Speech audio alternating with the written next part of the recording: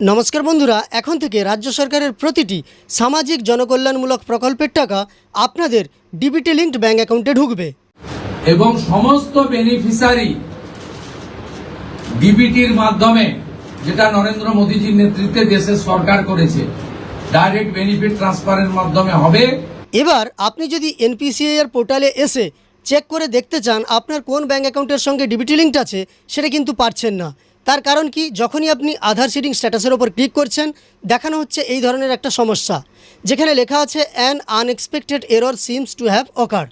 আমি আবারও একবার চেক করে আপনাদের দেখাবো। দেখুন, এনপিসিআইয়ের পোর্টালে এসে কাস্টমার অপশানে ক্লিক করুন, তারপর আধার সিডিংয়ের ওপর যখনই ক্লিক করবেন দেখতে পাবেন এই সমস্যাটা দেখানো হচ্ছে। তো এই সমস্যার সমাধান আজকের ভিডিওতে আপনাদের দেব, অর্থাৎ একটি নতুন ওয়েবসাইটের কথা বলবো, যেখান থেকে আপনারা আপনাদের এনপিসিআই পোর্টালে এসে চেক করে নিতে পারবেন ডিবিটি লিঙ্কড ব্যাঙ্ক অ্যাকাউন্ট কোনটি। আর যদি ডিবিটি এনাবল না থাকে তাহলে আপনি ডিবিটি লিঙ্কড করে নিতে পারবেন, আপনার যে ব্যাংকে আপনি চাইছেন ডিবিটি লিঙ্ক করতে সেটা করে নিতে পারবেন। চলুন কথা না বাড়িয়ে সরাসরি এই ভিডিওর মাধ্যমে আমরা সেই তথ্য দেখে নিই। ভিডিওটি শুরুর পূর্বে আপনাদের কাছে ছোট্ট অনুরোধ করব, এই চ্যানেলে নতুন এসে থাকলে প্রতিনিয়ত গুরুত্বপূর্ণ ভিডিওর তথ্য পাওয়ার জন্য চ্যানেলটিকে সাবস্ক্রাইব করে পাশে থাকা নোটিফিকেশন বেল আইকনটা অল করে রাখবেন। আর ফেসবুক থেকে দেখে থাকলে অবশ্যই পেজটিকে ফলো করে রাখবেন। এখন আপনাদের আমি স্টেপ বাই স্টেপ দেখিয়ে দিচ্ছি কিভাবে আপনারা DBT linked bank account check করবেন, কিংবা ডিবিটি যদি লিঙ্ক না থাকে কিভাবে লিঙ্ক করবেন। প্রথমে আপনাকে প্লে স্টোরে চলে আসতে হবে। প্লে স্টোরে এসে একটি অ্যাপ্লিকেশান ডাউনলোড করে নিতে হবে। তো প্লে স্টোরে এসে আপনি সার্চ বারে টাইপ করবেন উমাং লিখে। উমাং টাইপ করার পরে আপনি যখনই সার্চ করবেন দেখতে পাবেন প্রথমেই উমাং বলে একটি অ্যাপ্লিকেশান। এই অ্যাপ্লিকেশানটি আপনাকে ডাউনলোড করে নিতে হবে। এটা দেখতে পাচ্ছেন, এটা কিন্তু গভর্নমেন্ট অফ ইন্ডিয়ার একটি অ্যাপ্লিকেশান।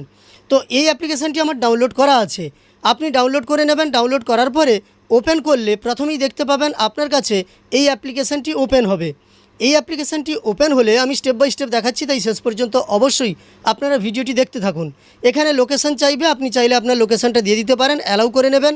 অ্যালাউ করে নেওয়ার পরে এই অ্যাপ্লিকেশানে আপনাকে রেজিস্ট্রেশন করতে হবে। এই যে দেখতে পাচ্ছেন ওপরে এই যে সাইনটা আছে, এর ওপর আপনাকে ক্লিক করে নিতে হবে। এর ওপর ক্লিক করলে আপনার কাছে এই ধরনের একটা পেজ আসবে, যেখানে গেট স্টার্টেড বলে লেখা আছে। এই গেট স্টার্টেডের ওপর ক্লিক করুন। গেট স্টার্টেডের ওপর ক্লিক করার পরে এই ধরনের একটা পেজ আপনার কাছে চলে আসবে, যেখানে আপনি যদি রেজিস্ট্রেশন না করে থাকেন তাহলে রেজিস্টার হেয়ার এর ওপর ক্লিক করে নেবেন, এবং এখানে আপনার মোবাইল নম্বর আর স্টেট এখান থেকে ওয়েস্ট বেঙ্গল সিলেক্ট করে নেবেন। ওয়েস্ট বেঙ্গল সিলেক্ট করে নেওয়ার পরে আপনি এই যে বাম দিকে চেকবক্সটা আছে, এই চেকবক্সে চেক করে নেবেন এবং কন্টিনিউ করবেন। তখনই কিন্তু আপনার রেজিস্ট্রেশন কমপ্লিট হয়ে যাবে। রেজিস্ট্রেশন কমপ্লিট হয়ে গেলে আপনি এখানে লগ ইন করতে পারবেন। লগ ইন করার জন্য আপনি আপনার মোবাইল নম্বর এবং এমপিন দিয়ে লগ ইন করতে পারেন। আর এমপিন যদি মনে না থাকে তাহলে আপনি এখান থেকে ফরগট এমপিন করে দেবেন। ফরগট এমপিন করলে আপনি ওটিপির মাধ্যমে লগ ইন করতে পারবেন। তো ওটিপি দেওয়ার পরে আপনাকে এমপিন ক্রিয়েট করতে বলা হবে বা আপডেট করতে বলা হবে। আপনি এখান থেকে একটা 6 ডিজিট এমপিন করে নেবেন, এবং করে নেওয়ার পরে এই জায়গাতে সাবমিট করলেই আপনার পুরো প্রক্রিয়াটি কমপ্লিট হয়ে যাবে। এবার দেখুন, এই ধরনের ইন্টারফেস আপনার কাছে চলে আসবে উমাং অ্যাপের। এখানে আসার পরে এই যে সার্চ বারে আপনাকে টাইপ করতে হবে এনপিসিআই লিখে। দেখুন, আপনি এনপিসিআই টাইপ করার পরে যখনই সার্চ করবেন আপনার কাছে এই অপশানগুলো চলে আসবে, যার মধ্যে আপনি ব্যাঙ্ক সিডিং স্ট্যাটাসের ওপর ক্লিক করতে পারেন বা আধার সিডিংয়ের ওপর ক্লিক করতে পারেন। আমি এখান থেকে আধার সিডিংয়ের ওপর ক্লিক করলাম। আধার সিডিংয়ের ওপর ক্লিক করার পরে পরবর্তী পেজটা আমার কাছে ওপেন হবে। তো দেখতে থাকুন, আমি পুরো প্রক্রিয়াটি দেখিয়ে দিচ্ছি আপনাদের।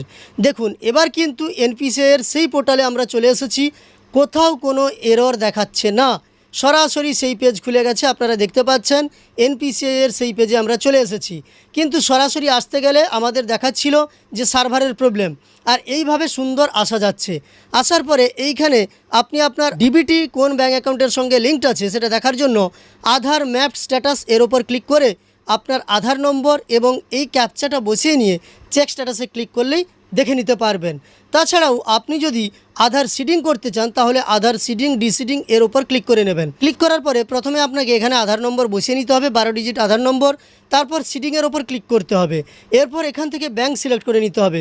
দেখুন, এখানে সমস্ত ব্যাংকের লিস্ট আছে।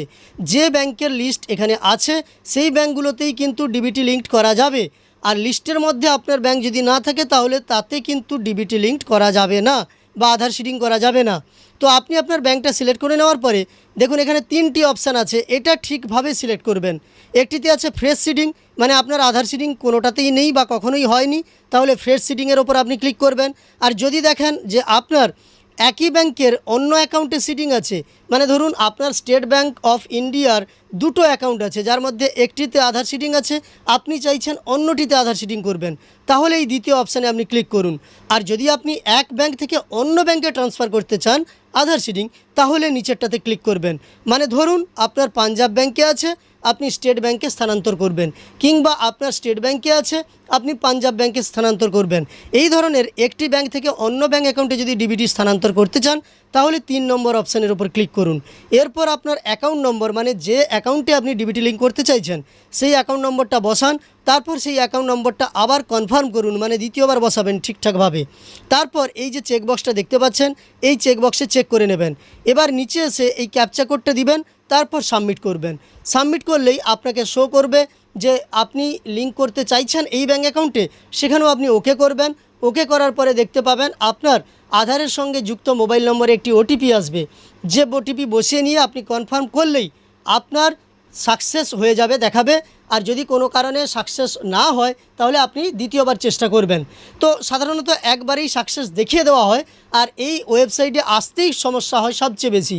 তাই দ্বিতীয় উপায়টা আপনাদের দেখিয়ে দিলাম কিভাবে সহজে এই ওয়েবসাইটে আসবেন এবং আপনার ব্যাঙ্ক অ্যাকাউন্টের সঙ্গে আধার লিঙ্ক করে নেবেন ডিবিটি ট্রান্সফারের জন্য, যাতে রাজ্য সরকারের দেওয়া কোনো প্রকল্পের টাকা আপনার আসতে সমস্যা না হয়। আশা করি এই ভিডিওর মাধ্যমে আপনাদের সমস্যার সমাধান হবে। যদি ভিডিওটি উপকারে এসে থাকে একটি লাইক করে উৎসাহিত করবেন। এই ধরনের তথ্য আরও পাওয়ার জন্য চ্যানেলটিকে সাবস্ক্রাইব করে পাশে থাকা নোটিফিকেশান বেল আইকনটা অল করে রাখবেন। আর ফেসবুক থেকে দেখে থাকলে অবশ্যই পেজটিকে ফলো করে রাখবেন।